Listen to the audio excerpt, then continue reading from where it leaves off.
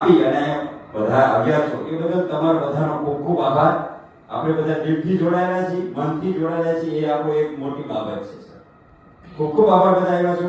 બીજા આપણી પાસે એક કમલેશભાઈ પ્રજાપતિ હાસ્ય કલાકાર આપણે હસાવે, આપણી પાસે સમય નથી, પણ બીજા એક રાજેશ સરદારા કરીને આપણી વચ્ચે ઉપસ્થિત છે.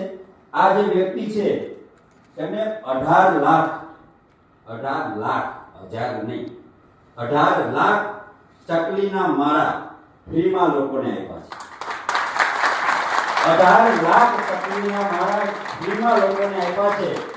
એ બદલ એમને નેશનલ એવોર્ડ પણ મળેલો છે અને દિવ્યાંગ રત્ન એવોર્ડ પણ એમને મળેલો છે. આ રાજેશભાઈ સરદારા ઘણા બધા કલાકારો, ઘણા બધા એના ઘરે એટલી ચકલીઓ આવે છે. અત્યારે આપણે માર્કેટમાં સાંભળી છે સેવ સ્પેરો, ચકલીને બચાવો, કારણ કે ગામડા સિવાય ક્યાંય જોવા મળતી નથી અને ગામડામાં બહુ ચકલી છે ને એક ડરપોક પ્રાણી છે અને ચકલી હંમેશા ક્યાં મારો કરે?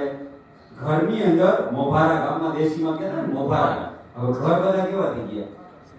ધાબાવાળા થઈ ગયા. ચકલી ક્યાંય ઝાડ ઉપર મારો ન કરે.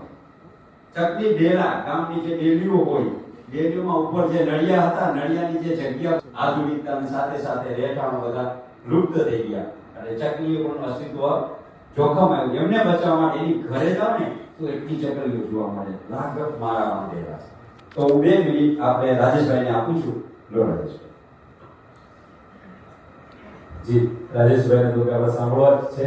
ખૂબ સરસ વાત કરી છે. રાજેશભાઈ સાથે મારા 15 વર્ષની મિત્રતા છે અને ચકલીઓની તો અદ્ભુત સેવા. અને સાહેબ તમે જે કીધું 18 લાખ માળા, આ તમામ ઘટના જ્યારથી એમણે હર બોલે ચકલી બચાવો અભિયાન જ્યારથી ટ્રસ્ટ ચાલુ કર્યું ત્યારથી હું એમનો સાક્ષી રહ્યો છું.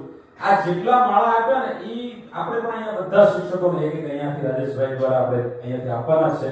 એમાં એને આપ્યા ને માળા, એની અંદર પક્ષીઓએ માળો કર્યો અને બચ્ચા મૂક્યા ત્યાં સુધી એને દેખરેખ રાખેલી છે. એના પણ એમની પાસે વિડીયો છે કે આ જે હું માળા આપું છું વિનામૂલ્યે, એ કોઈ ફોગડ જતા નથી કે આપી દીધું, લોકોએ મૂકી દીધા.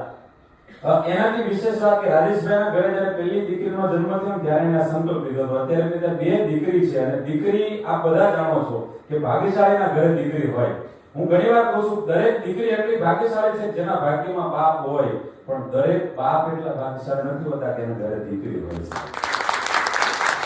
અને રાજેશભાઈ દીકરી પ્રત્યે પણ એટલો પ્રેમ છે અને એ દીકરીઓ પણ એટલી સરસ છે, એટલી ટેલેન્ટેડ છે.